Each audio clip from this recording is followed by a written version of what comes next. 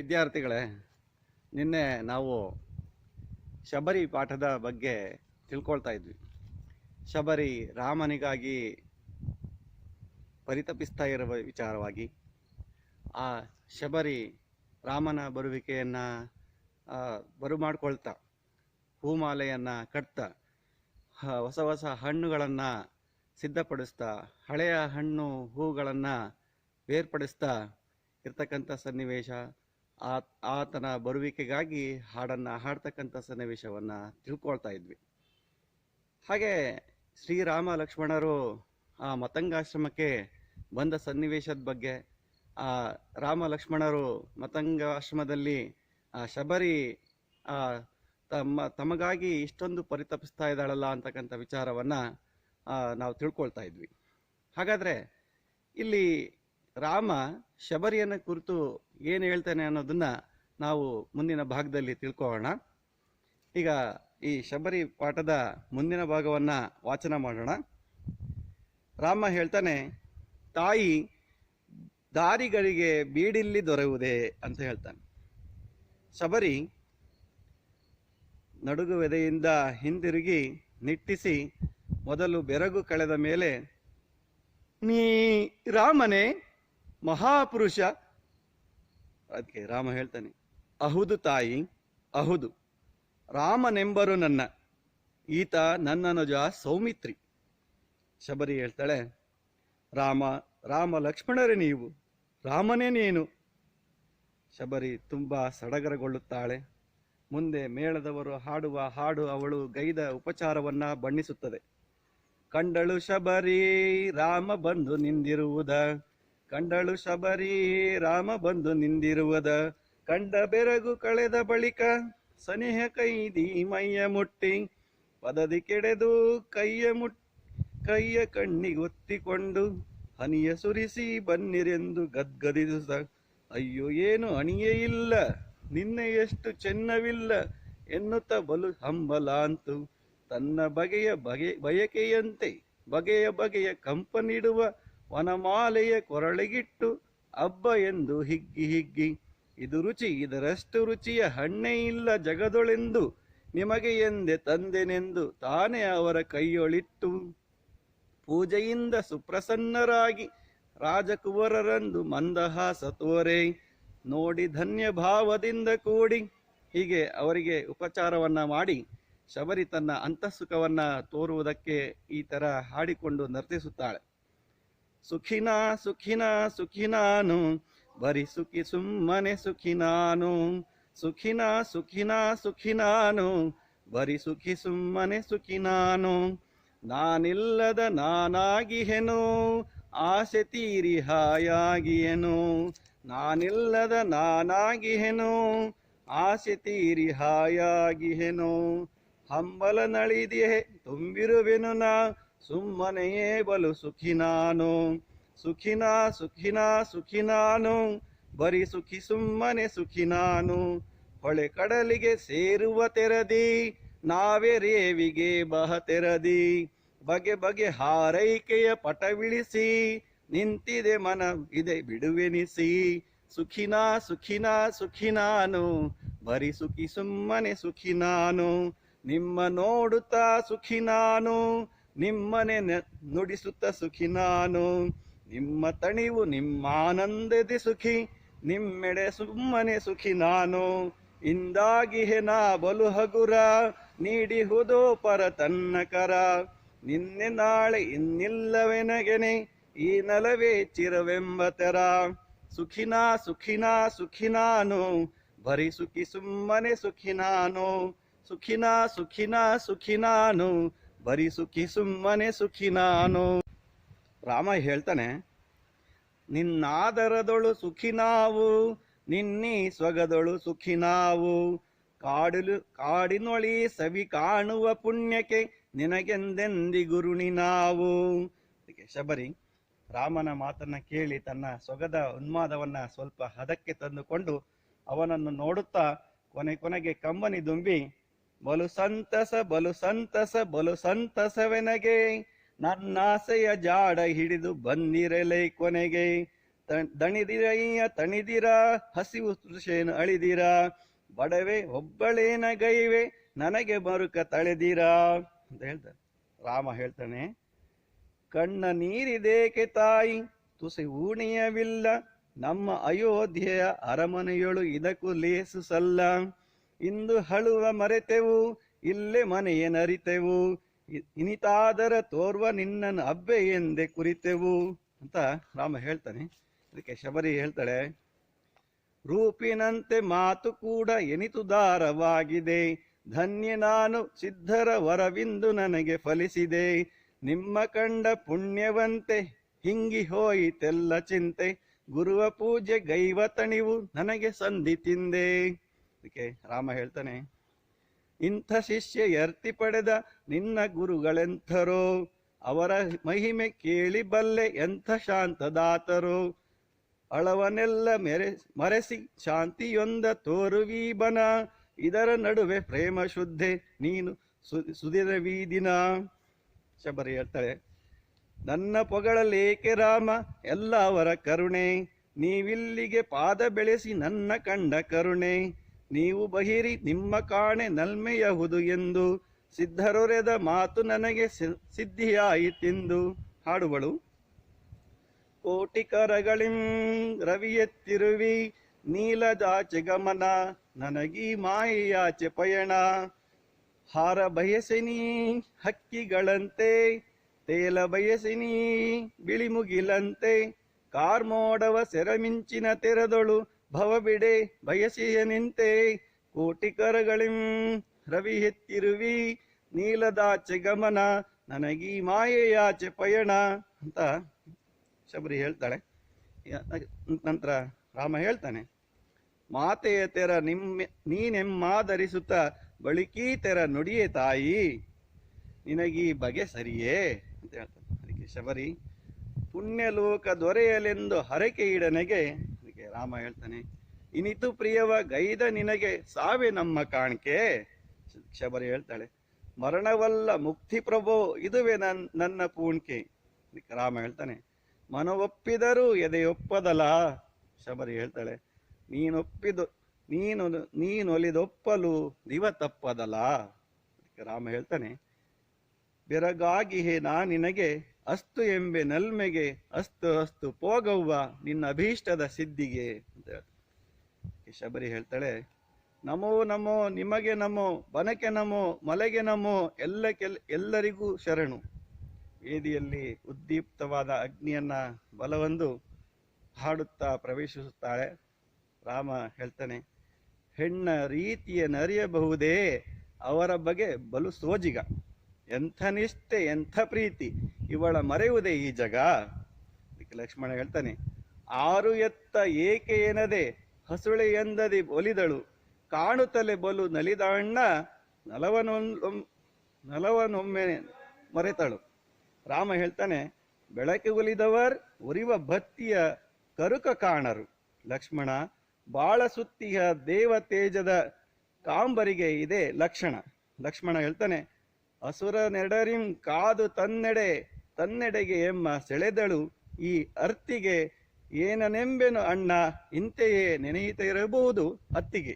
ಅದಕ್ಕೆ ರಾಮ ಹೇಳ್ತಾನೆ, ಇರಬಹುದು ಸೀತೆ, ಹಾ ಪ್ರಿಯೆ ಚಂದ್ರಾನನೆ, ಎಲ್ಲಿರುವೆ ಎಂತಿರುವೆ, ನಿನ್ನನು ಜೀವದೊಂದಿಗೆ ಕಾಂಬೆನೆ. ಅದಕ್ಕೆ ಲಕ್ಷ್ಮಣ ಹೇಳ್ತಾನೆ, ಭೂಮಿ ತಾಯಿಯು ತನ್ನ ಮಗಳನ್ನು ಎಲ್ಲಿರಲಿ ಅದೇ ತವರನೆ, ಪೊರೆವಳೈ ಧೃತಿಯಾನು ಚಿಂತಿಸು ಇನ್ನು ಮುಂದಿನ ಹವಣನೆ. ಅದಕ್ಕೆ ರಾಮ ಹೇಳ್ತಾನೆ, ಅಹುದಹುದು ಮರೆತಿದ್ದೆ ಲಕ್ಷ್ಮಣ, ಪಂಚಭೂತದಿ ಬೆರೆಯುತ್ತಾ ಶಬರಿ ಸೀತೆಗೆ ರಕ್ಷೆ ಇಡಲಿ, ಪೋಪ ಬಾ ನೆರವನರಸುತ್ತಾ ತೆರೆ ಸರಿಯುತ್ತದೆ. ಈ ಪಾಠದ ವಿವರಣೆಯನ್ನ ಈಗ ನಾವು ತಿಳಿಯೋಣ. ಶಬರಿಯ ಆ ಒಂದು ಭಕ್ತಿಯನ್ನ ಮೆಚ್ಚಿ ರಾಮ ಆ ಶಬರಿಯನ್ನ ಕುರಿತು ಕೇಳ್ತಾನೆ, ತಾಯಿ ದಾರಿಗರಿಗೆ ಬೀಡಿಲ್ಲಿ ದೊರೆಯುವುದೇ ಅಂತೆ. ತಾಯಿ ನೋಡಿ, ಆ ರಾಮನಿರ್ತಕ್ಕಂಥ ಸಾತ್ವಿಕ ಗುಣ ಹೇಗಿತ್ತು ಅಂತಕ್ಕಂಥದ್ದು. ಆ ಶಬರಿಯನ್ನ ತಾಯಿ ಅಂತಕ್ಕಂಥ ಸಂಬೋಧನೆಯನ್ನ ಮಾಡ್ತದಾನೆ.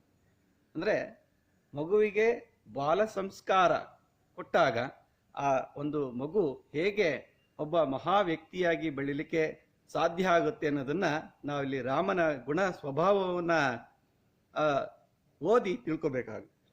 ತಾಯಿ ದಾರಿಗರಿಗೆ ಬೀಡಿಲ್ಲಿ ದೊರೆಯುವುದೇ, ಅಂದ್ರೆ ಪ್ರಯಾಣಿಕರಿಗೆ ಇಲ್ಲಿ ಆಶ್ರಯ ಸಿಗುತ್ತದೆಯೇ ಎಂದು ಆ ರಾಮ ಶಬರಿಯನ್ನ ಕುರಿತು ಪ್ರಶ್ನೆ ಮಾಡ್ತಾನೆ.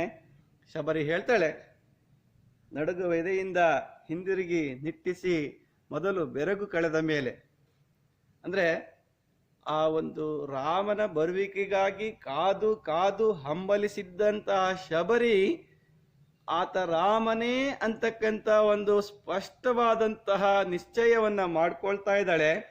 ನೀ ರಾಮನೇ ಮಹಾಪುರುಷ ಅಂತ ಹೇಳ್ತಿದ್ದಾಳೆ. ಆತನ ಬರುವಿಗಾಗಿಯೇ ಕಾದಿದ್ದಂತಹ ಆ ಶಬರಿಗೆ ಆ ರಾಮನನ್ನ ನೋಡಿದಾಗ ಬಹಳಷ್ಟು ಆಶ್ಚರ್ಯ, ಉನ್ಮಾದಕ್ಕೊಳಗಾಗ್ತಾಳೆ, ಸಂತೋಷಕ್ಕೊಳಗಾಗ್ತಾಳೆ. ಆಕೆಯ ಸಂತೋಷಕ್ಕೆ ಪಾರವೇ ಇಲ್ಲ ಎನ್ನುವ ರೀತಿಯಲ್ಲಿ ಆ ಒಂದು ಸನ್ನಿವೇಶವನ್ನ ಇಲ್ಲಿ ನಮ್ಮ ಪೂತಿ ನರಸಿಂಹಾಚಾರ್ಯರು ಸೃಷ್ಟಿ ಮಾಡಿದ್ದಾರೆ. ರಾಮ ಹೇಳ್ತಾನೆ, ಅಹುದು ತಾಯಿ. ಅಹುದು ಅಂದ್ರೆ ಹೌದು ತಾಯಿ ಅಂತ ಸಂಬೋಧನೆ ಮಾಡ್ತಾ ಇದ್ದಾನೆ. ರಾಮನೆಂಬರು ನನ್ನನ್ನ ರಾಮ ಅಂತ ಕರೀತಾರೆ. ಅಯೋಧ್ಯೆಯ ಮಹಾರಾಜನಾದಂತಹ ದಶರಥನ ಕೌಸಲ್ಯ ಪುತ್ರನಾದಂತಹ ನನ್ನನ್ನ ರಾಮ ಅಂತ ಕರೀತಾರಮ್ಮ ಅಂತಕ್ಕಂಥ ವಿಚಾರವನ್ನು ಹೇಳ್ತಾನೆ. ಈತ ನನ್ನ ಅನುಜ. ಅನುಜ ಅಂದ್ರೆ ತಮ್ಮ ಅಂತ.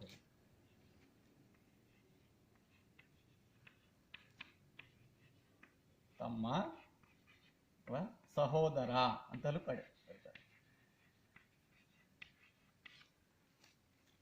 ಅಂದ್ರೆ ಈತ ನನ್ನ ಅನುಜ ಲಕ್ಷ್ಮಣನ ಇಲ್ಲಿ ಸೌಮಿತ್ರಿ ಅಂತಕ್ಕಂಥ ಸಂಬೋಧನೆಯನ್ನ ಮಾಡಿದ್ದಾರೆ. ಸೌಮಿತ್ರಿ ಅಂದ್ರೆ ಸುಮಿತ್ರೆಯ ಮಗ.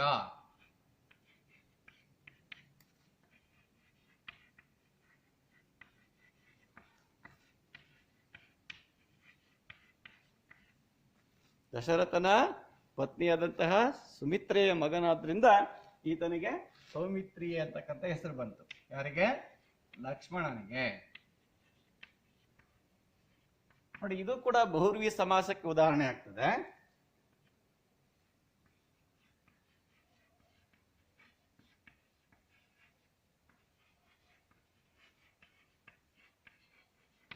ಅನ್ಯ ಪದ ಪ್ರಧಾನವಾದ ಸಮಾಸವನ್ನ ನಾವು ಬಹುರ್ವಿ ಸಮಾಸ ಅಂತ ಕರೆದ್ವಿ.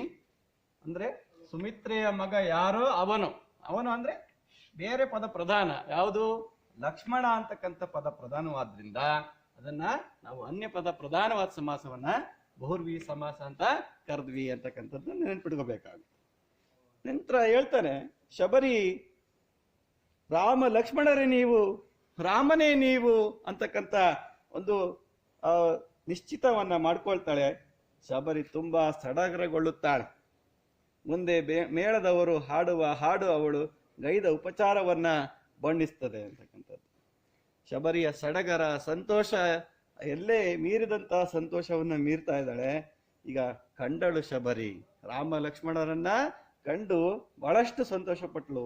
ರಾಮ ಬಂದು ನಿಂದಿರುವುದ, ರಾಮನ ಬಹುರ್ವಿಗಾಗಿ ತನ್ನ ಜೀವಿತಾವಧಿಯನ್ನೇ ಸವಿಸಿದಂತ ಅವಳು ಆತ ತನ್ನ ಕಣ್ಣೆದುರಿಗೆ ಇದ್ದಾನೆ ಅಂತಕ್ಕಂಥ ಒಂದು ಆಶ್ಚರ್ಯ ಆಗ್ತಾ ಇದೆ ಆಕೆಗೆ. ಆತ ಬಂದು ನಿಂತಿದ್ದಾನೆ. ಕಂಡ ಬೆರಗು ಕಳೆದ ಬಳಿಕ, ಆ ಕಂಡ ಬೆರಗು ಆಶ್ಚರ್ಯ.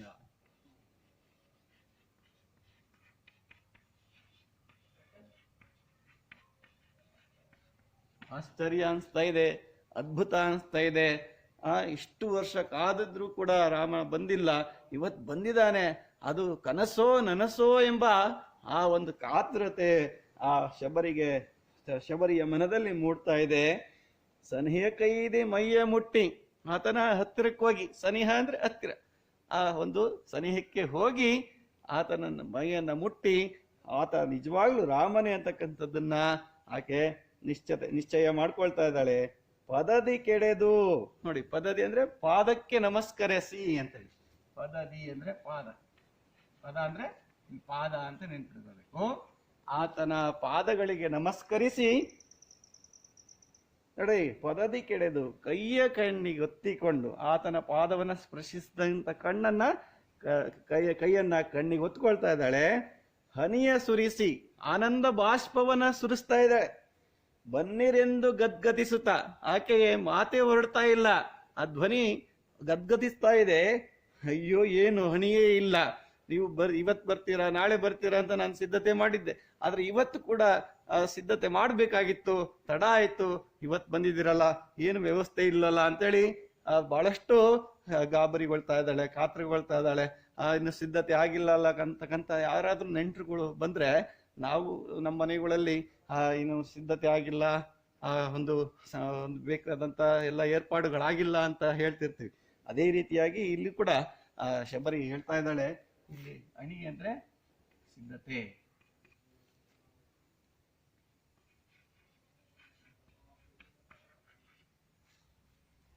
ನಿನ್ನೆ ಎಷ್ಟು ಚೆನ್ನವಿಲ್ಲ, ನಿನ್ನೆ ತಾನೇ ಬಹಳಷ್ಟು ಒಳ್ಳೆಯ ಹಣ್ಣುಗಳನ್ನ ತೋರಣಗಳನ್ನ ಹೂಮಾಲೆಯನ್ನ ಕಟ್ಟಿದ್ದೆ, ಆದ್ರೆ ನಿನ್ನೆಷ್ಟು ಚೆನ್ನಾಗಿಲ್ಲ ಇವತ್ತು ಅಂತ ಹೇಳ್ತಿದ್ದಾಳೆ. ಬಲು ಹಂಬಲ ಅಂತು, ಬಹಳಷ್ಟು ಹಂಬಲಗೊಳ್ತಾ ಇದ್ದಾಳೆ. ಹಂಬಲ ಇತ್ತು, ಆ ರಾಮನ ಬರುವಿಗಾಗಿ ಹಂಬಲ ಇತ್ತು. ಆ ಹಂಬಲದ ಒಂದು ಒಂದು ಒಂದು ಆ ಒಂದು ಭಾವನೆಯಿಂದ ಆತರ ಒಂದು ಈಡೇರಿದಂತ ಒಂದು ಅಂತಃಸುಖದಲ್ಲಿ ಉನ್ಮಾದಳಾಗಿದ್ದಾಳೆ. ತನ್ನ ಬಗೆಯ ಬಯಕೆಯಂತೆ, ಆ ಬಗೆಯ ಅಂದ್ರೆ ಮನಸ್ಸು, ಆ ಬಗೆಯ ಬಯಕೆಯಂತೆ, ತನ್ನ ಮನಸ್ಸಿನ ಬಯಕೆಯಂತೆ, ತನ್ನ ಮನಸ್ಸಿನ ಇಚ್ಛೆಯಂತೆ ಇಲ್ಲಿ ಶಬರಿ ಇವತ್ತು ಇದ್ದಾಳೆ ಅಂತಕ್ಕಂಥದ್ದನ್ನ ಇಲ್ಲಿ ಹೇಳ್ತದೆ. ಬಗೆಯ ಬಯಕೆಯಂತೆ ಕಂಪನಿಡುವ ವನಮಾಲೆಯ ಕೊರಳಿಗಿಟ್ಟು, ಅಂದ್ರೆ ಸುವಾಸನಾ ಭರಿತವಾದಂತಹ ಆ ಪರಿಮಳ ಭರಿತವಾದಂತಹ ಆ ಹೂಮಾಲೆಯನ್ನ ಶ್ರೀರಾಮನ ಕೊರಳಿಗೆ ಹಾಕಿ ಹಬ್ಬ ಎಂದು ಹಿಗ್ಗಿ ಹಿಗ್ಗಿ ಇಷ್ಟು ವರ್ಷ ಕಾದದ್ದು ಸಾರ್ಥಕವಾಯ್ತು, ಶ್ರೀರಾಮನ ದರ್ಶನ ಆಯ್ತು, ಆಶೀರ್ವಾದವನ್ನ ಪಡೆದೆ ಅಂತ ಹೇಳಿ ಆಕೆಗೆ ಮನಸ್ಸು ಬಹಳ ಹಿಗ್ಗುತ್ತೆ, ಬಹಳಷ್ಟು ಸಂತೋಷವನ್ನ ಅನುಭವಿಸ್ತಾ ಇದ್ದಾಳೆ. ಇದು ರುಚಿ, ಇದರಷ್ಟು ರುಚಿಯ ಹಣ್ಣೆ ಇಲ್ಲ ಜಗದೊಳು ಎಂದು ನಿಮಗೆ ಎಂದೆ ತಂದೆನೆಂದು ತಾನೇ ಅವರ ಕೈಯೊಳಿತ್ತು. ನೋಡಿ, ಹಣ್ಣುಗಳು ಆಕೆ ಸಂಗ್ರಹಿಸ್ತಾ ಇದ್ಲಲ್ಲ, ಆಕೆ ಮೊದಲಿಗೆ ತಾನು ತಿಂದು ಆ ಹಣ್ಣು ರುಚಿಯಾಗಿದ್ರೆ ಮಾತ್ರ ಆ ಒಂದು ಬುಟ್ಟಿಯಲ್ಲಿ ಇಡ್ತಾ ಇದ್ಲು, ಇಲ್ಲ ಅಂದ್ರೆ ಬೇರ್ಪಡಿಸ್ತಾ ಇದ್ಲು. ಈ ಹಣ್ಣು ರುಚಿ ಇದೆ, ನಾನು ತಿಂದು ನೋಡಿದ್ದೀನಿ, ನಿನಗೋಸ್ಕರ ಇಟ್ಟಿದ್ದೀನಿ ತಗೋ ಅಂತ ಹೇಳಿ ಶ್ರೀರಾಮನಿಗೆ ಕೊಡ್ತಾ ಇದ್ದಾಳೆ. ಇದ್ರಂತ ರುಚಿ ಈ ಜಗತ್ತಿನಲ್ಲೇ ಇಲ್ಲ, ಈ ಹಣ್ಣನ್ನ ತಿನ್ನು ಅಂತೇಳಿ ಆ ಶ್ರೀರಾಮನಿಗೆ ಕೊಡ್ತಾ ಇದ್ದಾಳೆ. ನಿನಗೆ ಎಂದು ತಂದೆ, ನಿನಗೋಸ್ಕರ ಅಂತೇಳಿ ನಾನು ಈ ಒಂದು ಹಣ್ಣನ್ನ ತಂದಿದ್ದೇನೆ. ಆಕೆನೇ ತನ್ನ ಕೈಯಿಂದ ಆ ಶ್ರೀರಾಮನ ಒಂದು ಕೈಗೆ ಕೊಡ್ತಾ ಇದ್ದಾಳೆ. ಪೂಜೆಯಿಂದ ಸುಪ್ರಸನ್ನರಾಗಿ ಆಕೆಯ ಗೌರವ ಆತಿಥ್ಯದಿಂದ ಅವರು ಮನಸ್ಸು ಬಹಳಷ್ಟು ಸಂತೋಷವಂತು. ರಾಜಕುವರರಂದು, ಕುವರ ಕುಮಾರ ತತ್ಸಮ ತದ್ಭವ,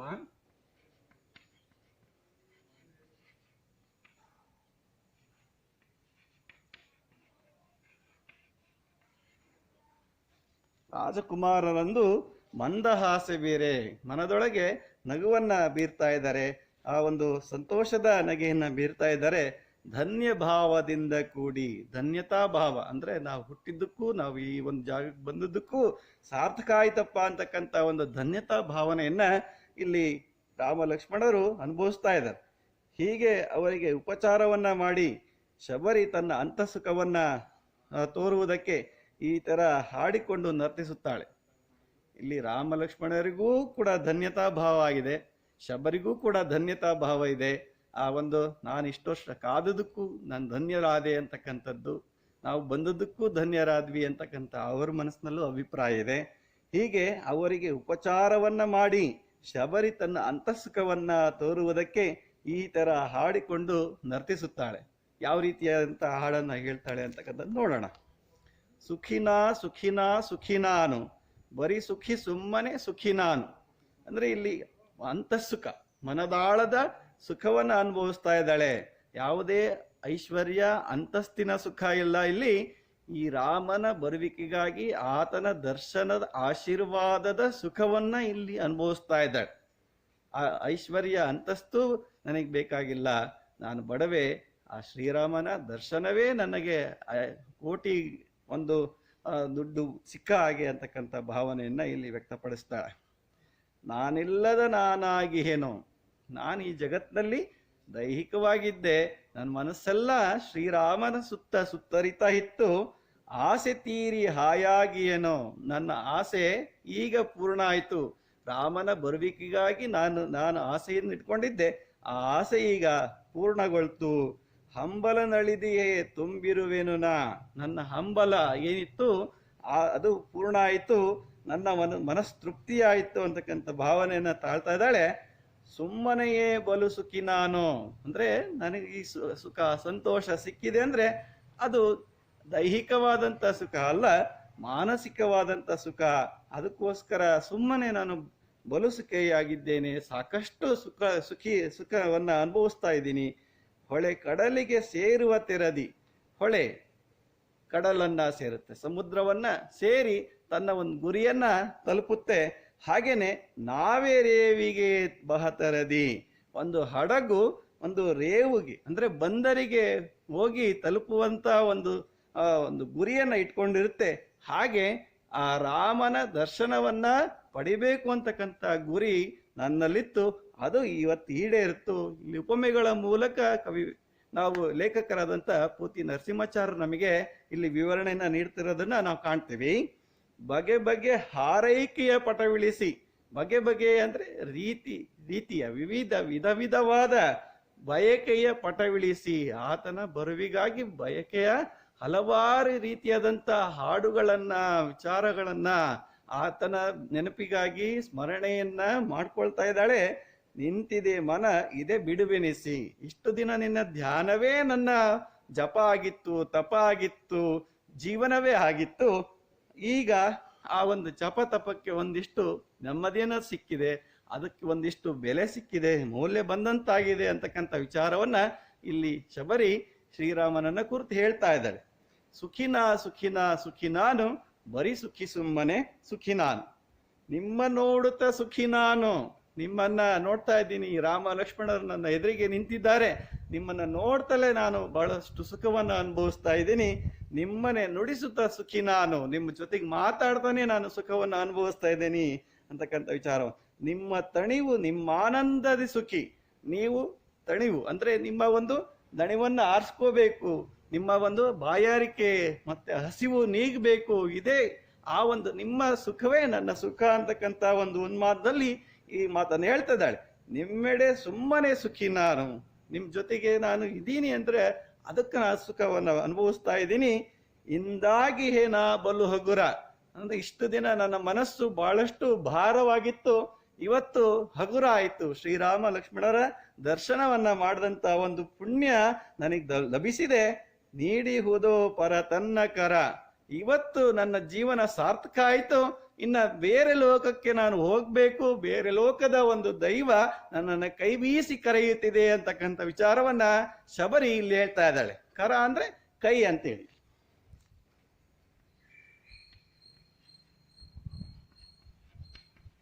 ಕೈ ಬೀಸಿ ಕರಿತಾ ಇದೆ ಬೇರೆ ಲೋಕ, ನಿನ್ನೆ ನಾಳೆ ಇನ್ನಿಲ್ಲವೆನಗೆನೆ. ಅಂದ್ರೆ ನಾನು ಇಷ್ಟು ದಿನ ಶ್ರೀರಾಮ ಇವತ್ತು ಬರ್ತಾನೆ ನಾಳೆ ಬರ್ತಾನೆ ಅಂತ ಕಾದು ಕೂತಿದ್ದೆ, ನನ್ನ ಆ ಒಂದು ಜಪ ತಪ ಇವತ್ತು ಈಡೇರಿತು. ಈ ಕ್ಷಣದಿಂದಲೇ ನಾನು ಮುಕ್ತಿಯನ್ನ ಪಡಿಬೇಕು ಅಂತಕ್ಕಂಥ ಬಯಕೆಯನ್ನ ಇಲ್ಲಿ ಶಬರಿ ರಾಮ ಲಕ್ಷ್ಮಣರ ಮುಂದೆ ಇಡ್ತಾ ಇದ್ದಾಳೆ. ಈ ನಲವೇ ಚಿರವೆಂಬ ತೆರ, ಈ ಒಂದು ನಲಿವು, ಈ ಒಂದು ಸುಖ, ಈ ಒಂದು ಸಂತೋಷ ನನಗೆ ಚಿರಾಯುವಾಗಿರುತ್ತೆ, ನನ್ನ ಮನಸ್ಸಿನಲ್ಲಿ ಶಾಶ್ವತವಾಗಿ ಉಳಿದಿರುತ್ತೆ. ಸುಖಿನಾ ಸುಖಿನಾ ಸುಖಿ ನಾನು, ಬರೀ ಸುಖಿ ಸುಮ್ಮನೆ ಸುಖಿ ನಾನು ಅಂತ ಇಲ್ಲಿ ಶಬರಿ ರಾಮನನ್ನ ಕುರಿತು ಹೇಳ್ತಾಳೆ. ಅದಕ್ಕೆ ರಾಮ ಹೇಳ್ತಾನೆ, ನಿನ್ನ ಆದರದೊಳು ಸುಖಿ ನಾವು, ನಿನ್ನ ಆದರ ಆತಿಥ್ಯ, ನಿನ್ನ ಸ್ವಾಗತ, ನಿನ್ನ ಈ ಒಂದು ಉಪಚಾರ, ಈ ಉಪಚಾರದಿಂದಲೇ ನಾವು ಸುಖವನ್ನ ಅನುಭವಿಸ್ತಾ ಇದ್ದೀವಿ ಅಂತಕ್ಕಂಥ ವಿಚಾರ ಹೇಳ್ತಾರೆ. ನಿನ್ನೀ ಸೊಗದಳು ಸುಖಿ ನಾವು, ನಿನ್ನ ಈ ಸುಖವನ್ನ ಅನುಭವಿಸ್ತಾ ಇದೆಯಲ್ಲ ಅದಕ್ಕೋಸ್ಕರ ನಾವು ಸುಖಿಯಾಗಿದ್ದೀವಮ್ಮ ಅಂತ ಹೇಳ್ತಾನೆ. ಸ್ವಗ ಸುಖ ತತ್ಸಮ ತದ್ಭವ ಆಗುತ್ತೆ.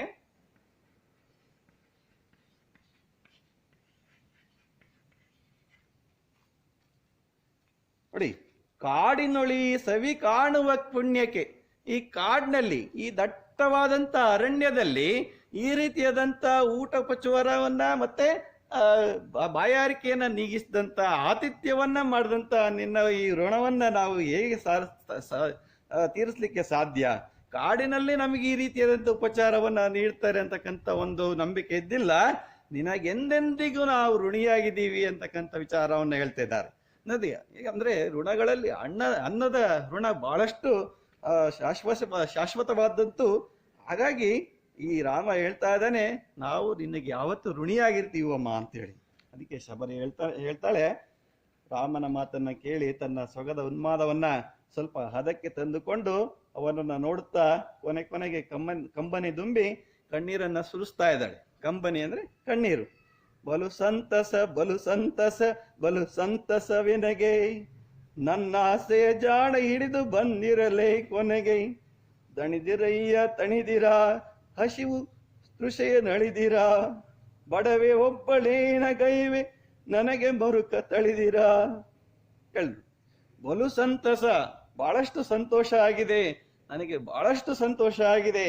ನನ್ನ ಆಸೆಯ ಜಾಡ ಹಿಡಿದು, ಅದೇ ನಾನು ಮತಂಗಾಶ್ರಮದಲ್ಲಿ ಇದ್ದೀನಿ ಅಂತಕ್ಕಂಥ ವಿಚಾರವನ್ನ ನೀವು ತಿಳ್ಕೊಳ್ತಾ ನನ್ನನ್ನೇ ಹುಡ್ಕೊಂಡ್ ಬಂದಿದ್ದೀರಲ್ಲ, ಆ ಒಂದು ಬಂದಿರಲೇ ಕೊನೆಗೆ, ಕೊನೆಗಾದ್ರೂ ನನ್ನ ಜೀವಂತ ಕೊನೆಗಾದ್ರೂ ಕೂಡ ನೀವು ನನ್ನ ದರ್ಶನವನ್ನ ಮಾಡಿಸಿದ್ರಲ್ಲ, ನನ್ನ ಆಸೆಯ ಜಾಡ ಹಿಡಿದು ಬಂದಿರಲೇ ಕೊನೆಗೆ. ದಣಿದಿರಯ್ಯ ಅಂದ್ರೆ ಬಹಳಷ್ಟು ಆಯಾಸ ಹೊಂದಿದ್ದೀರಾ, ತಣಿದೀರಾ, ಆಯಾಸವನ್ನ ಪರಿಹರಿಸ್ಕೊಂಡ್ರ. ಹಸಿವು ತೃಷೆಯ ನಳಿದಿರ, ಹಸಿವು ಬಾಯಾರಿಕೆ, ತೃಷೆ ಅಂದ್ರೆ ಬಾಯಾರಿಕೆ ಅಂತೇಳಿ.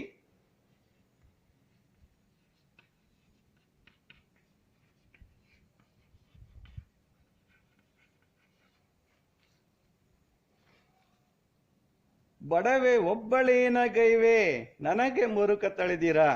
ನಾನು ಬಡವೆ, ಬೇಡತಿಯಾದಂಥವಳು, ಶಬರನ ಮಗಳು, ನಾನು ಏನ್ ಮಾಡಕ್ ಸಾಧ್ಯ? ಈ ಒಂದು ಆಶ್ರಮದಲ್ಲಿದ್ದಂಥವಳು ನಾನು. ಇನ್ನೇನು ನಿಮಗೆ ಉಪಚಾರ ಮಾಡೋದಕ್ಕೆ, ದೊಡ್ಡದಾಗಿ ಉಪಚಾರ ಮಾಡೋದಕ್ಕೆ ನನಗೆ ಸಾಧ್ಯ ಆಗಿಲ್ಲ. ಏನಾದ್ರೂ ಆತಿಥ್ಯದಲ್ಲಿ ಒಂದು ಏರುಪೇರಾದ್ರೆ, ಏನಾದ್ರೂ ಲೋಪವಾಗಿದ್ರೆ ಕ್ಷಮಿಸಿ ಅಂತಕ್ಕಂಥ ವಿಚಾರವನ್ನ ಇಲ್ಲಿ ಶಬರಿ ಹೇಳ್ತಾ ಇದ್ದಾಳೆ. ಅದಕ್ಕೆ ರಾಮ ಹೇಳ್ತಾನೆ, ಕಣ್ಣ ನೀರಿದೇಕೆ ತಾಯಿ ತುಸು ಊಣೆಯವಿಲ್ಲ. ಯಾಕಮ್ಮ ಕಣ್ಣೀರಾಗ್ತಿದ್ಯಾ? ಇನ್ನ ಒಂದು ಉಪಚಾರದಲ್ಲಿ ಸ್ವಲ್ಪವೂ ಕೊರತೆ ಅಂತಕ್ಕಂಥದ್ದು ನಮಗೆ ಕಂಡಿಲ್ಲ. ನಾವು ಬಹಳಷ್ಟು ನಮಗೆ ಸಂತೋಷ ಆಗಿದೆ. ಊಣೆಯ ಅಂದ್ರೆ ಕೊರತೆ,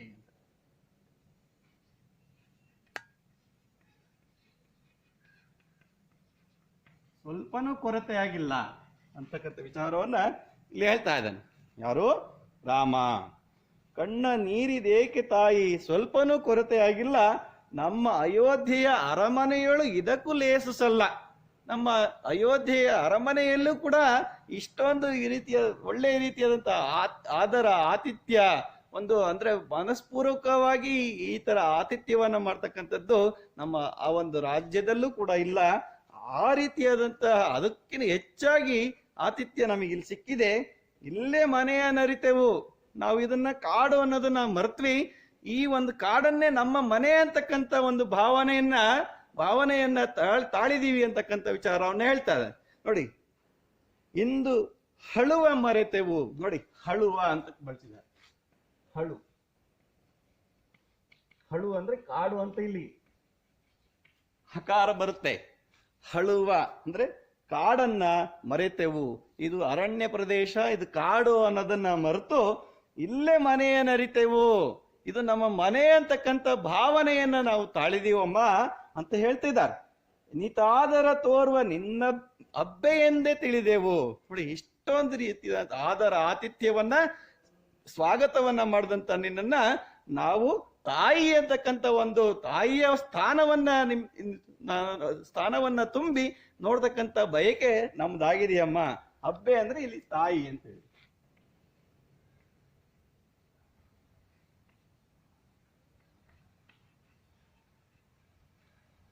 ತಾಯಿಯ ರೀತಿಯಾಗಿ ನೀನ್ ನಮಗೆ ಕಾಣ್ತಾ ಇದೀಯಾ ಅಂತಕ್ಕಂಥ ವಿಚಾರವನ್ನ ರಾಮ ಹೇಳ್ತಾ ಇದ್ದಾನೆ. ಅದಕ್ಕೆ ಶಬರಿ ಹೇಳ್ತಾಳೆ, ರೂಪಿನಂತೆ ಮಾತು ಕೂಡ ಇನಿತುದಾರವಾಗಿದೆ. ನಿನ್ನ ರೂಪದಂತೆ ನಿನ್ನ ಮಾತು ಕೂಡ ಎಷ್ಟೊಂದು ಮಧುರವಾಗಿದೆ, ಎಷ್ಟೊಂದು ಒಳ್ಳೆಯ ಮಾತುಗಳನ್ನ ಆಡ್ತಾ ಇದೀಯಾ, ಎಷ್ಟೊಂದು ಒಳ್ಳೆಯ ಸಂಸ್ಕಾರ ನಿನ್ನಲ್ಲಿ ರಾಮ ಅಂತಕ್ಕಂಥ ವಿಚಾರವನ್ನು ಹೇಳ್ತಾನೆ. ಧನ್ಯ ನಾನು, ಸಿದ್ಧರ ವರವಿಂದು ನನಗೆ ಫಲಿಸಿದೆ. ಆ ಒಂದು ಸಿದ್ಧರು, ಋಷಿಮುನಿಗಳು, ತಪಸ್ವಿಗಳ ನೀವು ಕೊಟ್ಟಂತ ವರ ನನಗಿವತ್ತು ಫಲಿಸಿದೆ, ದೊರಕಿದೆ, ನಿಮ್ಮ ಕಂಡ ಪುಣ್ಯವಂತೆ ಅಂತಕ್ಕಂಥ ಭಾವನೆಯನ್ನ ತಾಳ್ತಾ ಇದ್ದಾಳೆ ಶಬರಿ. ಹಿಂಗಿ ಹೋಯಿತೆಲ್ಲ ಚಿಂತೆ, ನನಗಿದ್ದದ್ದು ಒಂದೇ ಚಿಂತೆ, ಯಾವುದಪ್ಪ ಅಂದ್ರೆ ಶ್ರೀರಾಮನ ದರ್ಶನ, ಆಶೀರ್ವಾದವನ್ನ ಪಡಿಬೇಕು ಅಂತಕ್ಕಂಥ ಒಂದು ಚಿಂತೆ. ಆ ಚಿಂತೆ ಇವತ್ತು ಈಡೇರಿದೆ. ಗುರುವ ಪೂಜೆ ಗೈದ ತಣಿವು ನನಗೆ ಸಂಧಿ ತಿಂದೆ.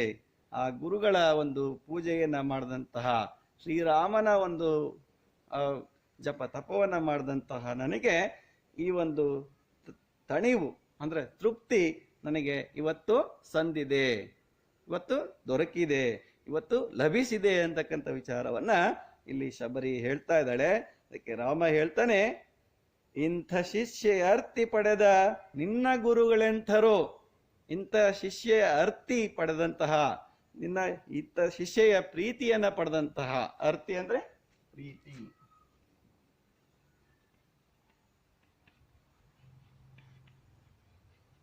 ಇಂಥ ಶಿಷ್ಯೆಯ ಪ್ರೀತಿಯನ್ನ ವಿಶ್ವಾಸವನ್ನ ಪಡೆದಂತಹ ಆ ಗುರುಗಳು ಬಹಳಷ್ಟು ಮಹಿಮಾ ಪುರುಷರಿರ್ಬೇಕು. ಅವರ ಮಹಿಮೆ ಕೇಳಿ ಬಲ್ಲೆ, ಅವರ ಮಹಿಮೆಯನ್ನ ನಾನು ಕೇಳಿ ತಿಳ್ಕೊಂಡಿದ್ದೇನೆ. ಎಂಥ ಶಾಂತದಾತರು ಅಂದ್ರೆ ಆ ಒಂದು ಆಶ್ರಮದಲ್ಲಿದ್ದಂಥ ತಪಸ್ವಿಗಳು ಶಾಂತಿ ಮೂರ್ತರಾಗಿದ್ರು ಅಂತಕ್ಕಂಥದ್ದು. ಅಳನನೆಲ್ಲ ಮರೆಸಿ ಶಾಂತಿಯೊಂದ ತೋರುವಿ ಬನ. ನೋಡಿ, ನಮ್ಮ ಅಳಲು ಅಂದ್ರೆ ದುಃಖ,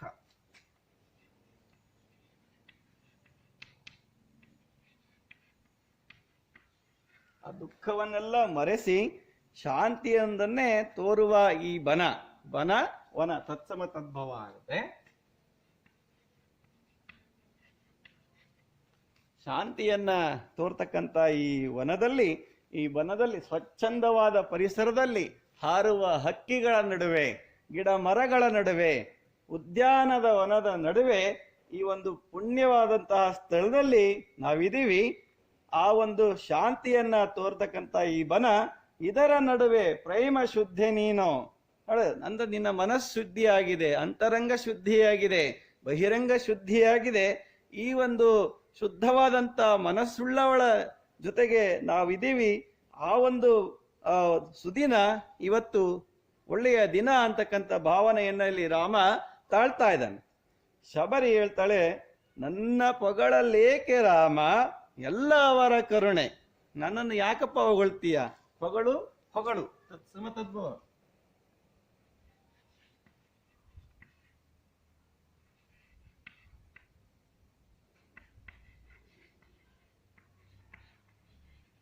ನೋಡಿ, ಪಕಾರಕ್ಕೆ ಹಕಾರ ಬರುತ್ತೆ, ಹಕಾರದ ಬದಲಾಗಿ ಹಕಾರ ಬರೋದನ್ನ ನಾವಿಲ್ಲಿ ಗಮನಿಸ್ಬೋದು. ನನ್ನನ್ನು ಯಾಕಪ್ಪ ಹೊಗಳ್ತೀಯ?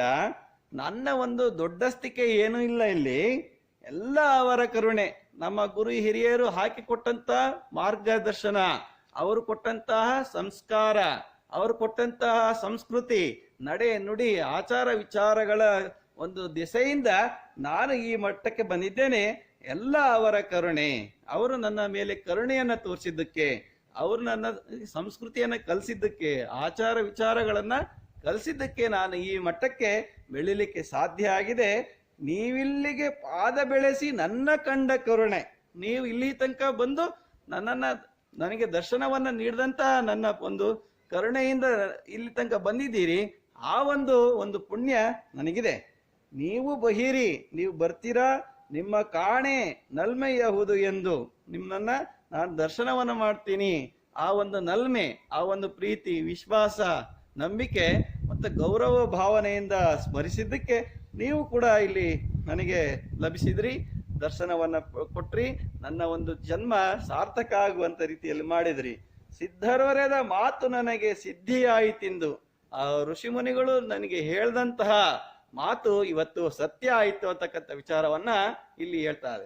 ಹೊರೆ ಅಂದ್ರೆ ಹೇಳು ಅಂತ.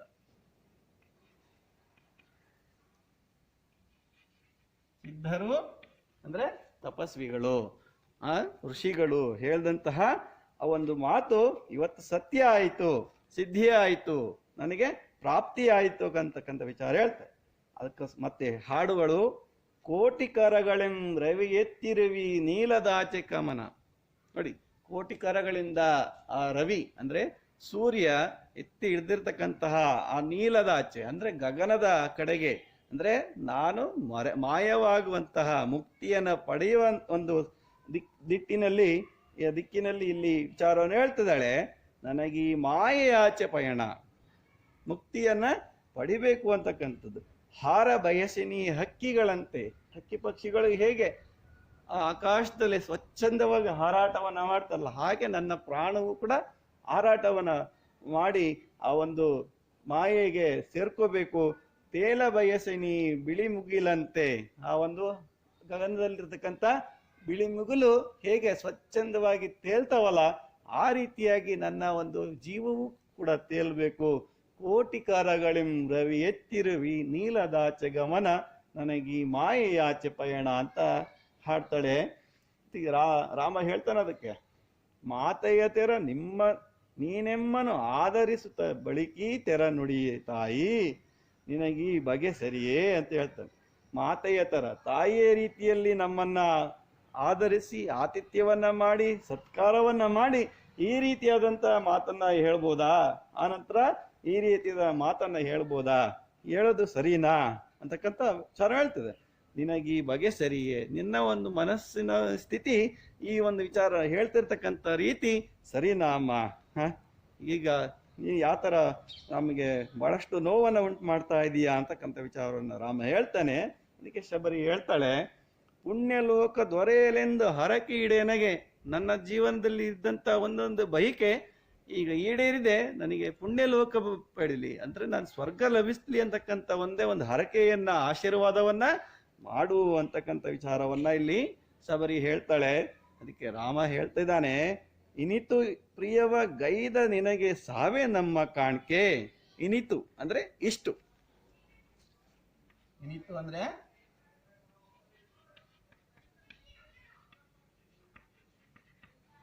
ಇಷ್ಟು, ಇಷ್ಟು ಅಷ್ಟು ಎಷ್ಟು ಅಂತ ಪರಿಮಾಣ ವಾಚಕಗಳನ್ನ ಬಳಸ್ಬೇಕಾದ್ರೆ ಹೇಳ್ತೀವಲ್ಲ, ಇನಿತು ಅಂದ್ರೆ ಇಷ್ಟು. ಇಷ್ಟು ಪ್ರಿಯವಗೈದ ಪ್ರೀತಿ ವಿಶ್ವಾಸದಿಂದ ಗೌರವದಿಂದ ಕಂಡಂತ ನಿನಗೆ ನಾವು ಸಾವನ್ನ ಕಾಣಿಕೆಯಾಗಿ ನೀಡ್ಲಾ? ಇಲ್ಲ ತಾಯಿ, ಅದು ಸಾಧ್ಯ ಇಲ್ಲ ಅಂತ ರಾಮ ಹೇಳ್ತಾನೆ. ಅದಕ್ಕೆ ಶಬರಿ ಹೇಳ್ತಾಳೆ, ಮರಣವಲ್ಲ ಮುಕ್ತಿ ಪ್ರಭು, ಇದುವೇ ನನ್ನ ಪೂಣಿಕೆ. ಮರಣ ಅಲ್ಲ ಪ್ರಭು, ನನಗೆ ಮುಕ್ತಿಯನ್ನ ಕರುಣಿಸು ಅಂತಕ್ಕಂಥ ಒಂದೇ ಒಂದು ಕೋರಿಕೆಯನ್ನ ನಿನ್ನಲ್ಲಿ ಇಡ್ತಾ ಇದ್ದೀನಿ ಅಂತಕ್ಕಂಥ ವಿಚಾರವನ್ನ ಶಬರಿ ಹೇಳ್ತಾ ಇದ್ದಾಳೆ. ಅದಕ್ಕೆ ರಾಮ ಹೇಳ್ತಾನೆ, ಮನ ಒಪ್ಪಿದರೂ ಎದೆಯೊಪ್ಪದಲ್ಲ. ನನ್ನ ಮನಸ್ಸು ಒಪ್ಬೋದು, ಆದ್ರೆ ಹೃದಯ ಅಂತಕ್ಕಂಥದ್ದು ಇದೆಯಲ್ಲ, ಆ ಹೃದಯ ತಾಯಿಯ ಒಂದು ಹೃದಯವನ್ನ ಕಿತ್ಕೊಳ್ಳೋದಕ್ಕೆ ಸಾಧ್ಯ ಇಲ್ಲ, ಆ ತಾಯಿಯನ್ನ ಕಳ್ಕೊಳ್ಳೋದಕ್ಕೆ ಇಷ್ಟಪಡೋದಿಲ್ಲ.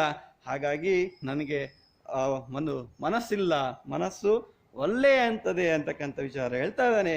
ಅದಕ್ಕೆ ಶಬರಿ ಹೇಳ್ತಾಳೆ, ನೀನು ಒಲಿದೊಪ್ಪದಲು ದಿವ ತಪ್ಪದಲ್ಲ. ನೀನು ಒಲಿದು ನೀನು ಹೌದು ಆಯ್ತು ಅಂತ ಒಪ್ಪಿದ್ರು, ನಾನು ಉಳಿಸ್ಕೋಬೇಕು ಅಂತಕ್ಕಂಥ ಪ್ರಯತ್ನ ನೀನು ಪಟ್ಟರು ಕೂಡ ಆ ದೈವ ಅಂತಕ್ಕಂಥದ್ದು ಬಿಡ್ಬೇಕಲ್ಲಪ್ಪ. ನನಗೆ ವಯಸ್ಸಾಯ್ತು, ಮುಕ್ತಿಯನ್ನ ಪಡಿಬೇಕು ಅಂತ ಬಯಕೆ ಇದೆ ಅಂತ ಶಬರಿ ಹೇಳ್ತಾಳೆ. ಅದಕ್ಕೆ ರಾಮ ಅಂತಾನೆ, ಬೆರಗಾಗಿ ನಾ ನಿನಗೆ ಅಸ್ತು ಎಂಬೆ ನಲ್ಮೆಗೆ ಅಸ್ತು ಅಸ್ತು ಪೋಗವ್ವ ನಿನ್ನ ಅಭೀಷ್ಟದ ಸಿದ್ಧಿಗೆ ಅಂತ ಹೇಳ್ತಾನೆ. ಬೆರಗಾಗಿ ಆಶ್ಚರ್ಯ ಹೊಂದಿದ್ದೀನಿ, ಅದ್ಭುತ ಅನಿಸ್ತಾ ಇದೆ ನನಗೆ, ಅಸ್ತು ಆಗಲಿ ಅಂತಕ್ಕಂಥ ವಿಚಾರವನ್ನು ಹೇಳ್ತಾ ಇದ್ದಾನೆ. ನಲ್ಮೆಗೆ ನಿನ್ನ ಇಷ್ಟೊಂದು ಪ್ರೀತಿಯಿಂದ ಈ ಮಾತನ್ನು ಹೇಳ್ತಿದ್ಯಾ ಅಂದ್ರೆ ನಾನು ಆಗಲಿ ಅಂತಕ್ಕಂಥ ವಿಚಾರವನ್ನ ಹೇಳ್ತಾ ಇದ್ದೀನಿ.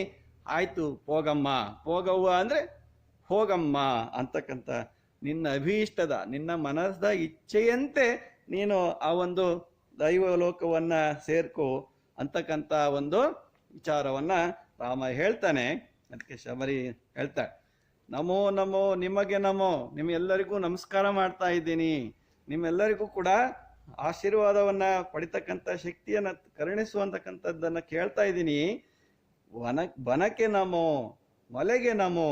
ನೋಡಿ, ವನ ತತ್ಸಮ ತದ್ಭವ ರೂಪ, ಇಡೀ ವನಕ್ಕೆ ಕಾಡಿಗೆ ನಮಸ್ಕಾರವನ್ನ ಮಾಡ್ತಾ ಇದ್ದಾಳೆ. ಮಲೆ ಅಂದ್ರೆ ಗಿರಿ, ವನ, ಬೆಟ್ಟ, ಪರ್ವತಗಳಿಗೆ ನಮಸ್ಕಾರವನ್ನ ಮಾಡ್ತಾ ಇದ್ದಾಳೆ. ಅದುವರೆಗೂ ಕೂಡ ಆಕೆಯ ಜೊತೆಗೆ ಸಂಗಾತಿಯಾಗಿದ್ದದ್ದು ಆ ಗಿರಿ, ವನ, ಬೆಟ್ಟ, ಆ ಕಾಡು, ಆ ಎಲ್ಲವಕ್ಕೂ ಕೂಡ ಇಲ್ಲಿ ನಮಸ್ಕರಿಸ್ತಾ ಇದ್ದಾಳೆ, ಶರಣು ಅಂತ ಇದ್ದಾಳೆ, ಇನ್ನು ಹೋಗಿ ಬರ್ತೇನೆ ಅಂತಕ್ಕಂಥ ವಿಚಾರವನ್ನ ಆಕೆ ಹೇಳ್ತಾ ಇದ್ದಾಳೆ.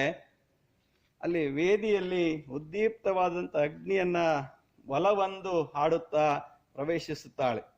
ಬಲವೊಂದು ಅಂದ್ರೆ ನಮ್ಮ ಭಾರತೀಯ ಸಂಸ್ಕೃತಿಯಲ್ಲಿ ಬಲವೊಂದು ಅಂದ್ರೆ ಬಲಗಡೆಯಿಂದ ಪ್ರದಕ್ಷಿಣೆ ಆಗ್ತಕ್ಕಂಥದ್ದು ಅಂತ, ಪ್ರದಕ್ಷಿಣಾಕಾರವಾಗಿ ಬಲವೊಂದು ಸುತ್ತು ಬಂದು ಎಂದರ್ಥ. ದೇವರಿಗೆ ಮತ್ತೆ ತುಳಸಿ ಕಟ್ಟೆಗೆ, ಕಾಮಧೇನು, ಕಲ್ಪವೃಕ್ಷಗಳಿಗೆ ಮತ್ತೆ ಹೋಮಕುಂಡ ಮುಂತಾದವುಗಳಿಗೆ ಸುತ್ತುವರಿಯುವಾಗ ಅವು ನಮ್ಮ ಬಲಭಾಗದಲ್ಲಿರುವಂತೆ ಸುತ್ತುವರಿಯುತ್ತಾರೆ. ಆಗ ಅದು ಪ್ರದಕ್ಷಿಣೆಯಾಗುತ್ತದೆ. ಸುತ್ತುವರಿಯಬೇಕಾದ ವಸ್ತುವನ್ನು ಎಡಭಾಗದಲ್ಲಿರುವಂತೆ ಸುತ್ತುವರಿದರೆ ಅದನ್ನ ಎಡಬಂದು ಅಂತ, ಅದು ಅಪ್ರದಕ್ಷಿಣೆಯಾಗುತ್ತೆ. ಬಲವೊಂದು ಬಲಭಾಗದಿಂದ ಆ ಪ್ರದಕ್ಷಿಣೆ ಆಗ್ತಾ ಇದ್ದಾಳೆ ಯಾರು? ಇಲ್ಲಿ ಶಬರಿ. ಆ ಒಂದು ಸಂಸ್ಕಾರ ಆಕೆಗಿದೆ ಅಂತಕ್ಕಂಥದ್ದು ಇಲ್ಲಿ ದ್ಯೋತಕ ಆಗಿದೆ. ರಾಮ ಹೇಳ್ತಾನೆ, ಹೆಣ್ಣ ರೀತಿಯ ನರಿಯಬಹುದೇ ಅವರ ಬಗೆ ಬಲು ಸೋಜಿಗ. ಅಂದ್ರೆ ಮೀನಿನ ಹೆಜ್ಜೆನಾದ್ರೂ ಕಂಡಿಡಿಬಹುದು, ಹೆಣ್ಣಿನ ಒಂದು ಗುಣವನ್ನ ಸ್ವಭಾವನ ಅರ್ಥ ಮಾಡ್ಕೊಳಕ್ ಆಗಲ್ಲ ಅಂತ ಹೇಳ್ತಾರೆ ಹಿರಿಯರು. ಆ ರೀತಿಯಲ್ಲಿ ಹೆಣ್ಣ ರೀತಿಯನ್ನು ಅರಿಯಬಹುದೇ ಅಂದ್ರೆ ಈ ಒಂದು ತಾಯಿಯ ರೀತಿಯಲ್ಲಿ ನಮಗೆ ಆತಿಥ್ಯವನ್ನ ನೀಡಿ ನಮ್ಮಿಂದಲೇ ಮುಕ್ತಿಯನ್ನ ಒಂದು ಬಯಸ್ತಾ ಇದ್ದಾಳಲ್ಲ, ಮುಕ್ತಿಯನ್ನ ಕಾಣ್ತಾ ಇದ್ದಾಳಲ್ಲ, ಅವರ ಬಗೆ ಬಲು ಸೋಜಿಗ. ಹೆಣ್ಣು ತಾಯಿಯಾಗಿ, ಹೆಂಡತಿಯಾಗಿ, ಮಗಳಾಗಿ, ಅಕ್ಕ ತಂಗಿಯಾಗಿ, ಸೊಸೆಯಾಗಿ ಎಲ್ಲ ರೀತಿಯಾದಂಥ ಪಾತ್ರವನ್ನು ವಹಿಸ್ತಾಳೆ. ಆಕೆ ಎಂಥ ನಿಷ್ಠೆ, ಎಂಥ ಪ್ರೀತಿ, ಎಷ್ಟು ನಿಷ್ಠೆಯಿಂದ ಪ್ರಾಮಾಣಿಕತೆಯಿಂದ ನಮ್ಮ ಸತ್ಕಾರವನ್ನ ಮಾಡಿದ್ಲು, ನಮ್ಮನ್ನ ಆತಿಥ್ಯವನ್ನ ಮಾಡಿದ್ಲು. ಇವಳ ಮರೆಯುವುದೇ ಈ ಜಗತ್ತು. ಈ ರೀತಿಯಾದಂತಹ ಒಂದು ತ್ಯಾಗ ಮಾಡಿದಂತಹ, ತ್ಯಾಗಮಯಿಯಾದಂತಹ ಆ ಶಬರಿಯನ್ನ ಈ ಜಗತ್ತು ಮರಿಲಿಕ್ಕೆ ಸಾಧ್ಯನಾ? ಈ ಸೂರ್ಯ ಚಂದ್ರರಿರೋವರೆಗೂ ಅಜರಾಮರವಾಗಿ ಶಬರಿಯ ಹೆಸರು ಉಳಿತದೆ. ಆ ರೀತಿಯಾದಂತಹ ತ್ಯಾಗಮಹಿಯ ಆ ಒಂದು ಪಟ್ಟವನ್ನ ಪಡಿತಾಳೆ ಅಂತಕ್ಕಂಥ ವಿಚಾರವನ್ನ ರಾಮ ಇಲ್ಲಿ ಹೇಳ್ತಾನೆ. ಅದಕ್ಕೆ ಲಕ್ಷ್ಮಣ ಹೇಳ್ತಾನೆ, ಆರು ಎತ್ತ ಏಕೆ ಎನ್ನದೆ ಹಸುಳೆಯೆಂದದಿ ಒಳಿದಳು. ನೋಡಿ, ನಾವು ಆರು ಅಂದ್ರೆ ಯಾರು ಅಂತ, ನಾವು ಯಾರು, ಎಲ್ಲಿಂದ ಬಂದ್ವಿ, ನಮ್ಮ ಹೆಸರೇನು, ಯಾವ ರಾಜ್ಯದವರು, ಏನು ಪ್ರಶ್ನೆ ಮಾಡದೆ ನಮ್ಮನ್ನ ಎಷ್ಟು ಹಸುಳೆಯಂತೆ, ಮಗುವಿನಂತೆ, ತಮ್ಮ ಮಗನಂತೆ, ಮಕ್ಕಳಂತೆ ನಮ್ಮನ್ನ ಪ್ರೀತಿ ವಿಶ್ವಾಸದಿಂದ ಕಂಡು ನಮ್ಮನ್ನ ಆತಿಥ್ಯವನ್ನ ಮಾಡಿದ್ಲು. ಆ ಕಾಣುತ್ತಲೇ ಬಲು ನಲಿದಳಣ್ಣ. ನಮ್ಮನ್ನ ಕಂಡ ತಕ್ಷಣನೇ ಬಹಳಷ್ಟು ಸಂತೋಷ ಬಂದಿದ್ಲು, ಆನಂದ ಪಟ್ಲು. ಎಂಬ ಮರೆತಾಳು. ಹೌದಾ? ನಮ್ಮ ಒಂದು ಸಂತೋಷ ಅಂದ್ರೆ ನಮ್ಮನ್ನು ನೋಡಿದಂತ ಸಂತೋಷದಿಂದ ಇಡೀ ಜಗತ್ತನ್ನೇ ಮರ್ತಿದ್ಲು. ಆ ಒಂದು ಬಯಕೆಯ ಇಚ್ಛೆಯನ್ನ ಈಡೇರಿಸ್ಕೊಂಡಂತ ಆಕೆ. ಅದಕ್ಕೆ ರಾಮ ಹೇಳ್ತಾನೆ, ಬೆಳಕು ಇಲ್ಲದವರ್ ಉರಿಯುವ ಭಕ್ತಿಯ ಕರುಕ ಕಾಣರು. ನೋಡಿ, ಈ ಜಗತ್ತಿಗೆ ಬೆಳಕನ್ನ ನೀಡಬೇಕು ಅಂತಕ್ಕಂಥ ಬಯಕೆ ಇದ್ದವರು ಅವರು ಜಗತ್ತಿಗೆ ಬೆಳಕನ್ನ ನೀಡ್ತಾ ಹೋಗ್ತಾರೆ. ಆದರೆ ಆ ವ್ಯಕ್ತಿ ಮರಣ ಹೊಂದಿದ ನಂತರ ಆ ವ್ಯಕ್ತಿಯ ಸಾಧನೆಯನ್ನ ಬಹಳಷ್ಟು ಜನ ನೆನಪಿಟ್ಕೊಳ್ಳೋದಿಲ್ಲ. ಅಂದ್ರೆ ಈ ಉರಿಯುವ ಬತ್ತಿಯ ಕರುಕ ಕಾಣರು. ಆ ಬತ್ತಿ ತನ್ನನ್ನ ತಾನು ಸುಟ್ಕೊಂಡು ಇಡೀ ಜಗತ್ತಿಗೆ ಬೆಳಕನ್ನ ನೀಡಿರುತ್ತೆ. ಆ ಒಂದು ಬತ್ತಿಯ ಕರುಕನ್ನ ಯಾರು ಕೂಡ ಗಮನಿಸೋದಿಲ್ಲ, ಎಲ್ಲ ಹೊಸಕಿ ಬಿಸಾಕ್ತಾರೆ. ಆ ರೀತಿಯಾಗಿ ಈ ಶಬರಿಯನ್ನು ಕೂಡ ತನ್ನ ಜೀವಿತಾವಧಿಯನ್ನ ಪೂರ್ತಿ ನನ್ನ ದರ್ಶನ ಆಶೀರ್ವಾದಕ್ಕಾಗಿಯೇ ಮೀಸಲಿಟ್ಟಿದ್ಲು.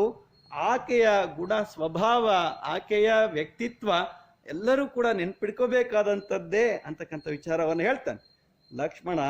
ಬಾಳ ಸುತ್ತಿಯ ದೇವತೇಜವ ಕಾಂಬರಿಗೆ ಇದೇ ಲಕ್ಷಣ.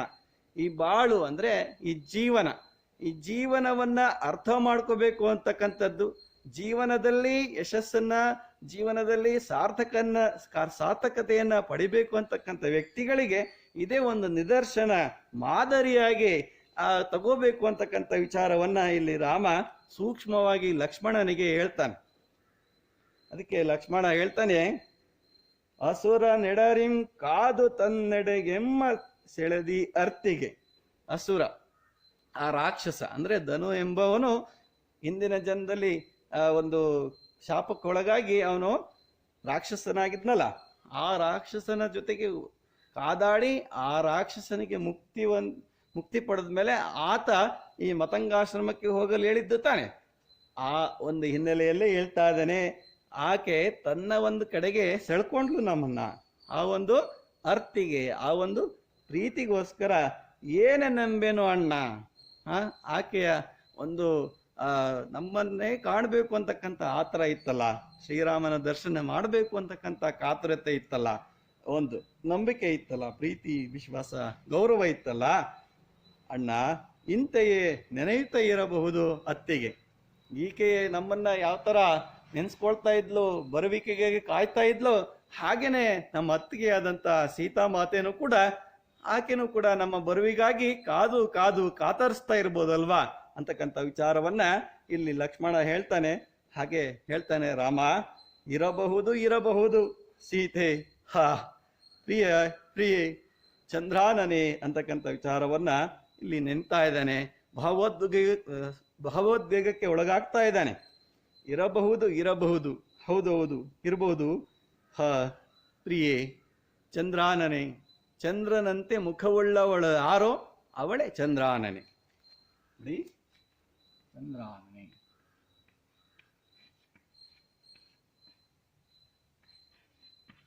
ಬಿಡಿಸಿದಾಗ ಚಂದ್ರ ಅಧಿಕ್ ಆನನೆ. ಆನನ ಅಂದ್ರೆ ಮುಖ, ಆನನ ಅಂದ್ರೆ ಮುಖ. ಚಂದ್ರನಂತೆ ಮುಖವುಳ್ಳವಳಾರೋ ಅವಳೇ ಚಂದ್ರಾನನೆ.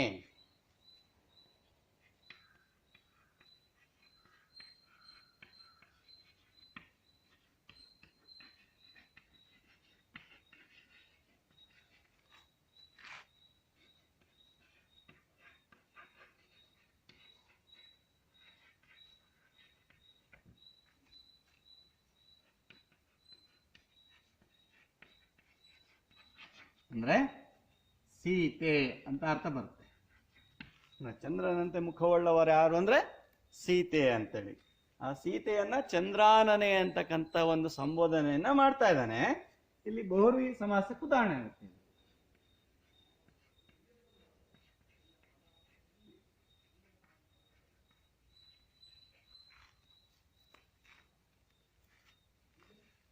ಚಂದ್ರಾನನೆ ಎಲ್ಲಿರುವೆ ಎಂತಿರುವೆ, ನಿನ್ನನ್ನು ಜೀವದೊಂದಿಗೆ ಕಾಂಬೆನೆ. ನೀನು ಎಲ್ಲಿದೀಯಾ, ಹೇಗಿದೀಯಾ, ನಿನ್ನನ್ನು ಜೀವ ಸಹಿತ ನೋಡ್ತೀನ ಅಂತಕ್ಕಂಥ ಒಂದು ಕಾತುರತೆ ಇಲ್ಲಿ ರಾಮನಿಗಿದೆ. ಲಕ್ಷ್ಮಣ ಹೇಳ್ತಾನೆ, ಭೂಮಿ ತಾಯಿಯು ತನ್ನ ಮಗಳನ್ನು ಎಲ್ಲಿರಲಿ ಅದೇ ತವರನೆ, ಪೊರೆವಳೈ ಧೃತಿಯಾನು ಚಿಂತಿಸು ಇಂದು ಮುಂದಿನ ಹವಣನೆ ಅಂತ ಹೇಳ್ತಾನೆ. ಭೂಮಿ ತಾಯಿಯು ತನ್ನ ಮಗಳು ಅಂದ್ರೆ ಭೂಮಿ ಜಾತಿ ಅಂತಕ್ಕಂಥ ವಿಚಾರವನ್ನ ಮೊದಲೇ ತಿಳ್ಕೊಂಡಿದ್ದೀವಿ ನಾವು. ಭೂಮಿ ತಾಯಿಯ ಮಗಳಾದಂತಹ ಸೀತಾದೇವಿ ಆಕೆಯ ತಾಯಿಯಾದಂತಹ ಭೂಮಿ ತಾಯಿಯನ್ನ ಯಾವತ್ತೂ ಕೈ ಬಿಡೋದಿಲ್ಲ. ಎಲ್ಲಿರಲಿ ಅದೇ ತವರನೆ. ಇಡೀ ಭೂ ಪ್ರದೇಶದಲ್ಲಿ ಎಲ್ಲಿದ್ರು ಕೂಡ ಆ ಸೀತೆ ತನ್ನ ತವರು ಮನೆಯಲ್ಲಿ ಇದ್ದಂತ ಭಾವನೆ ಇದೆ. ಹಾಗಾಗಿ ಹೆದರಬೇಡಣ್ಣ, ಪೊರೆವಳೈ, ಆಕೆ ಕಾಪಾಡ್ತಾಳೆ, ರಕ್ಷಿಸ್ತಾಳೆ, ಸಂರಕ್ಷಣೆಯನ್ನ ಮಾಡ್ತಾಳೆ. ಧೃತಿಯಾನು, ಧೃತಿ ಅಂದ್ರೆ ಧೈರ್ಯ. ಧೃತಿ ಅಂದ್ರೇನು? ಧೈರ್ಯ. ಧೈರ್ಯ ತಂದ್ಕೋ, ಧೈರ್ಯ ಕಳ್ಕೋಬೇಡ ಅಂತಕ್ಕಂಥ ವಿಚಾರ ಹೇಳ್ತದೆ. ಚಿಂತಿಸು ಅಂದ್ರೆ ಮುಂದಿನ ವಿಚಾರವನ್ನ ಚಿಂತಿಸು. ಆ ಸೀತಾಮಾತೆ ಎಲ್ಲಿದ್ದಾಳೆ ಅಂತಕ್ಕಂಥ ವಿಚಾರವನ್ನ ಚಿಂತಿಸು. ಇನ್ನು ಮುಂದಿನ ಹವಣನೆ, ಮುಂದಿನ ಸಿದ್ಧತೆ ಹೇಗ್ ಮಾಡ್ಕೋಬೇಕು, ಎಲ್ಲಿಗೆ ಹೋಗ್ಬೇಕು ಅಂತಕ್ಕಂಥದ ಒಂದು ವಿಚಾರವನ್ನ ಇಲ್ಲಿ ಲಕ್ಷ್ಮಣ ಹೇಳ್ತಾನೆ. ಅದಕ್ಕೆ ರಾಮ ಹೇಳ್ತಾನೆ, ಅಹುದಹುದು ಮರೆತಿದ್ದೆ ಲಕ್ಷ್ಮಣ. ಹೌದು ಹೌದು ಹೌದು ಹೌದು ಹೌದು ಹೌದು ಮರೆತಿದ್ದೆ ಲಕ್ಷ್ಮಣ. ಪಂಚಭೂತದಿ ಬೆರೆಯುತ್ತಾ ಶಬರಿ ಸೀತೆಗೆ ರಕ್ಷೆ ಇಡಲಿ. ಪಂಚಭೂತಗಳಲ್ಲಿ ಬೆರಿತಾ ಶಬರಿ ಆ ಸೀತೆಗೆ ರಕ್ಷೆ ನೀಡಲಿ. ಮತ್ತೆ ಪೋಪ ಬಾ ನೆರವನು ಅರಸುತ್ತ, ನಾವು ಹೋಗೋಣ ಬಾ, ಆ ಒಂದು ನೆರವನ್ನ ಅಂದ್ರೆ ಸಹಾಯವನ್ನ ಕೋರ್ತಾ ಆ ಒಂದು ಯಾರು ನನಗೆ ನಮ್ಮ ಜೊತೆಗೆ ಸಹಾಯಕ್ಕೆ ಬರ್ತಾರೋ ಅವ್ರ ಜೊತೆಗೆ ನಾವು ಆ ಒಂದು ಸೀತಾಮಾತೆಯನ್ನ ಹುಡುಕುವಂತ ಪ್ರಯತ್ನವನ್ನ ಮಾಡೋಣ ಅಂತಕ್ಕಂಥ ವಿಚಾರವನ್ನ ಇಲ್ಲಿ ರಾಮ ಲಕ್ಷ್ಮಣರಿಗೆ ಹೇಳ್ತಾ ಇದ್ದಾನೆ. ಇದಿಷ್ಟು ಈ ಒಂದು ಶಬರಿ ಎಂಬ ಗೀತ ನಾಟಕದ ಒಂದು ಸಾರಾಂಶ. ಇಷ್ಟನ್ನ ನಾವು ತಿಳ್ಕೊಂಡು ಈ ಪಾಠವನ್ನ ಇಲ್ಲಿಗೆ ಮುಕ್ತಾಯಗೊಳಿಸೋಣ. ಪ್ರಿಯ ವಿದ್ಯಾರ್ಥಿಗಳೇ, ಈಗ ನಾವು ಗೃಹಪಾಠವನ್ನ ತಿಳಿಯೋಣ. ಶಬರಿಯ ಚಿಂತೆ ಹಿಂಗಿ ಹೋದ ಸಂದರ್ಭದ ಸ್ವಾರಸ್ಯವನ್ನ ವಿವರಿಸಿ, ಒಂದನೇ ಪ್ರಶ್ನೆ. ಎರಡನೇ ಪ್ರಶ್ನೆ, ಶಬರಿಯ ಸಡಗರ ಸಂತೋಷ ಮೇಳದವರ ಹಾಡಿನಲ್ಲಿ ಹೇಗೆ ವರ್ಣಿತವಾಗಿದೆ ಅಂತಕ್ಕಂಥದ್ದು. ಮೂರನೇ ಪ್ರಶ್ನೆ, ನಂಬಿ ಕೆಟ್ಟವರಿಲ್ಲ ಎಂಬ ಮಾತು ಶಬರಿಯ ಪಾಲಿಗೆ ಹೇಗೆ ನಿಜವಾಗಿದೆ. ಈ 3 ಪ್ರಶ್ನೆಗಳಿಗೆ ಉತ್ತರ ಬರೆದು ಕಳಿಸ್ಬೇಕು ಅಂತ ಕೇಳ್ಕೊಳ್ತಾ ಇದ್ದೀನಿ. ಧನ್ಯವಾದಗಳು.